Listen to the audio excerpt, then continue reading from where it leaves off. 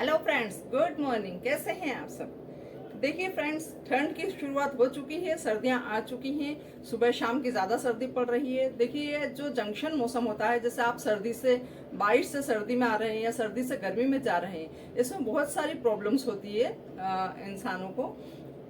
तो सबसे बड़ी प्रॉब्लम है इसमें नेजल एलर्जी या सर्दी जुकाम की। तो फ्रेंड्स, इसके लिए मैं आपको कुछ एक्सरसाइज बताऊंगी, बहुत अच्छी एक्सरसाइज है। प्राणायाम बताऊंगी दो, और सिर्फ दो एक्सरसाइज बताऊंगी। तो ये पूरी सर्दियों अगर आप करेंगे तो आपको इन चीज़ों से प्रॉब्लम नहीं होगी। देखिए, सर्दियों में जो भी चीज़ें होती हैं, आपको देखिए जॉइंट्स पेन होता है, अस्थमा होता है, जिन्हें अस्थमा है उनको अस्थमेटिक अटैक आते हैं, वो सर्दी जुकाम एलर्जी होता है। देखिए, एलर्जी ही आगे जाके अस्थमा का रूप ले लेती है, तो आपको एलर्जी का ट्रीटमेंट बहुत जल्द कर लेना चाहिए। तो अगर आप ये प्राणायाम और ये दो एक्सरसाइज करते रहेंगे तो आपको कभी एलर्जी भी नहीं होगी, और अगर होती है तो धीरे धीरे उसमें फर्क दिखेगा आपको खुद ही। आप महसूस करेंगे सर्दी जुकाम होता है या नेजल एलर्जी होती है, उसमें बहुत ज्यादा आप इसमें फर्क देखेंगे। और फ्रेंड्स, आपको देखिए टीबी हो जाती है सर्दियों में बहुत ज्यादा, जब ठंड जम जाती है, लंग्स आपके काम नहीं करते हैं, तो उसमें जो वायरस अटैक कर देता है ट्यूबरकुलोसिस, तो वो टीबी हो जाती है, उसमें भी इंसान बहुत ज़्यादा परेशान होता है। तो फ्रेंड्स, सर्दियों से और एक मेन बस बात है कि आपको बहुत ज़्यादा ठंड लगती है, बहुत ज़्यादा कपकपी वाली ठंड लगती है, तो ठंड लगना बंद हो जाएगी, क्योंकि आपकी बॉडी में हीट हो जाएगी। आप बॉडी को गर्म रख पाएंगे उन प्राणायाम से और इन दो एक्सरसाइज से। तो फ्रेंड्स, जिसको कुछ भी नहीं है तो सिर्फ अपनी बॉडी को हीटअप रखें, गर्म रखें, अपने ब्लड को गर्म रखें, ताकि उनको ठंड की चीजें देखिए। ठंड में आपको हार्ट अटैक भी आ जाता है, ब्रेन हेमरेज भी हो जाता है, क्योंकि ब्लड ठंडा हो जाता है। ब्लड ठंडा होने से उसमें क्लॉट्स जमते हैं, वो धीरे वर्क करता है, तो आपको बहुत ज्यादा उससे प्रॉब्लम्स होती है। तो सारी देखिए, मैंने बहुत छोटी सर्दी जुकाम से लेकर तो आपको हार्ट अटैक तक की प्रॉब्लम बताई है, जो ठंड में ज्यादा होती है। रीजन तो बहुत सारे हैं, लेकिन ठंड में बहुत ज्यादा होती है, बढ़ जाती है। आप देखेंगे कि ठंड में मृत्यु दर बहुत ज्यादा हो जाती है, बुजुर्ग बहुत ज्यादा जाते हैं ठंड के मौसम में। तो अगर आप लोग ये करते रहेंगे, बुजुर्ग भी कर सकते हैं, बहुत अच्छी आसान सी दो क्रियाएं हैं और दो प्राणायाम हैं, तो बैठे बैठे आप करते रहिए। तो फ्रेंड्स, आइए चलते हैं। मैं आपको पहले खड़े खड़े की बता देती हूँ। देखिए, जरा सा आपको देखिए जंप करना है थोड़ा सा।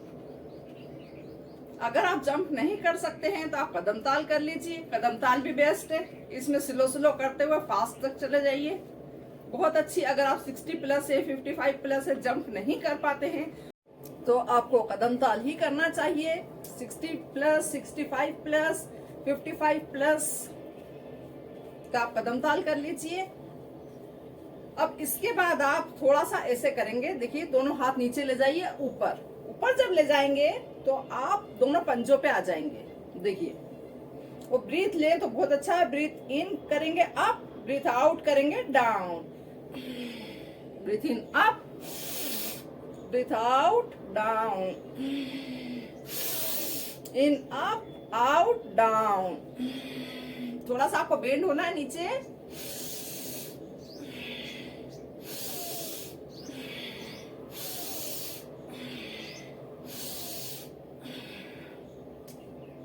अब फ्रेंड्स, अपन आते हैं प्राणायाम की तरफ।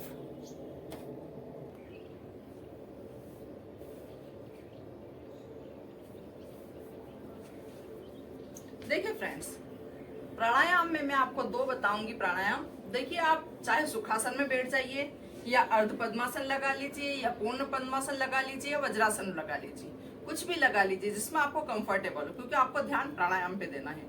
अब प्राणायाम में देखिए सबसे बेस्ट है अनुलोम विलोम।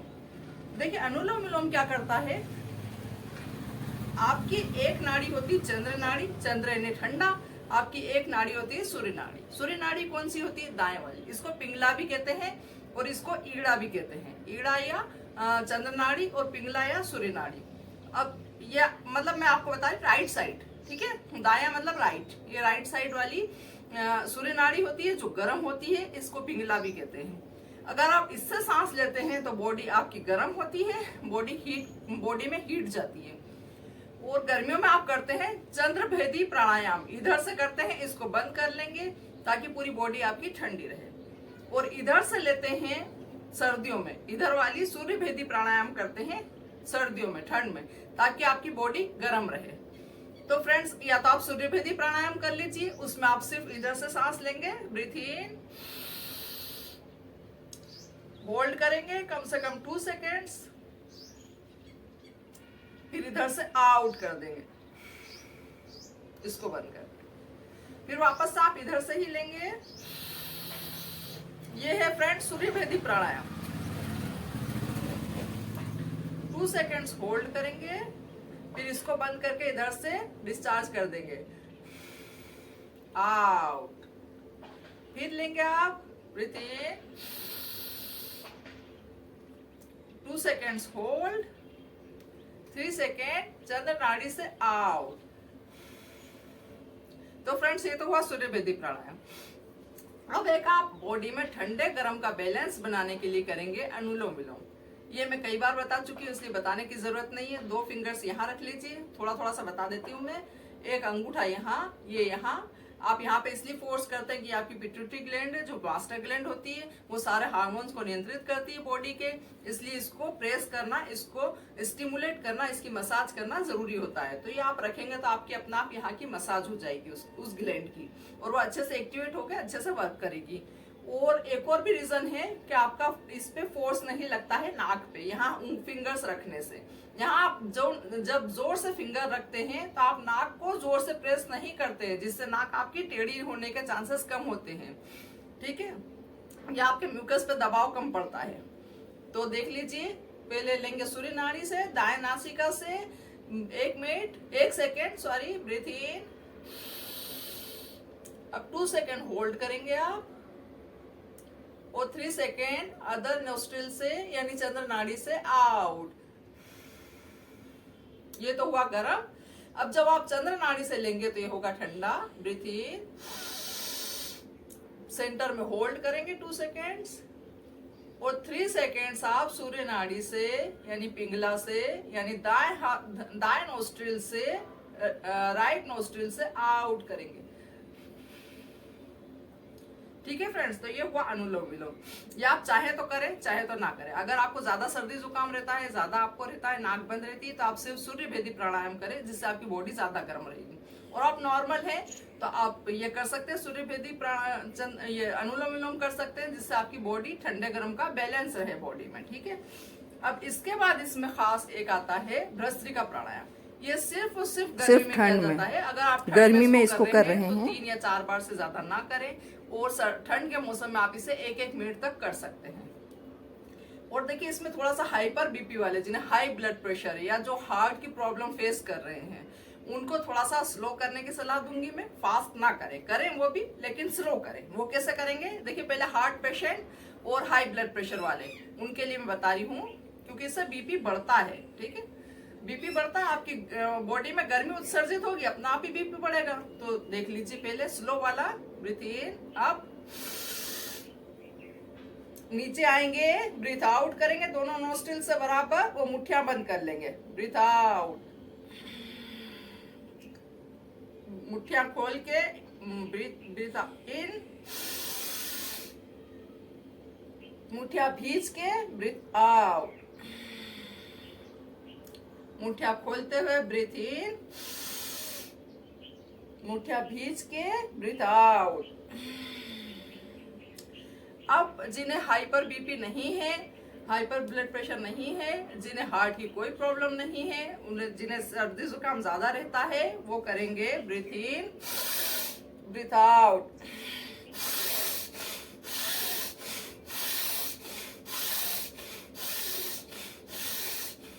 ओके फ्रेंड्स, तो ये हुआ भस्त्रिका प्राणायाम, ठीक है। अब इसको आप 1 मिनट तक कर सकते हैं। आप हैंकी पास लेके बैठ जाइए, क्योंकि थोड़ा सा नेचुरल चीज है, नॉर्मल है, आपका सलाइवा बाहर आ सकता है। तो देख लीजिए आप। तो ये फ्रेंड्स, मैंने बताया आपको ठंड में गर्म रखने का, अपनी बॉडी को, शरीर को गर्म रखने की 2 प्राणायाम और 2 एक्सरसाइज बताई मैंने सिर्फ। तो फ्रेंड्स, ये कीजिए और सर्दियों में अपनी बॉडी को गर्म बनाए रखिए। फिर उसके बाद तिल गुड़ वगैरह के लड्डू और ये चीजें हैं जिनको बार बार यूरिन आता है, लीक होता है, और जोड़ों में दर्द होता है वो। और एक और फ्रेंड्स, ठंड से बचने के लिए आप हाथ और पैरों में सरसों के तेल की मालिश कीजिए। हाथों में मालिश, पैरों में मालिश। हाथों में देखिए समय बचाने के लिए और एक साथ दोनों काम करने के लिए अपने ही हाथों से अपने पैरों में मालिश करेंगे। अब जब आप अपने ही हाथों से अपने ही पैरों में मालिश करेंगे तो आपकी एनर्जी आपके ही अंदर रहेगी। एक तो ये फर्स्ट।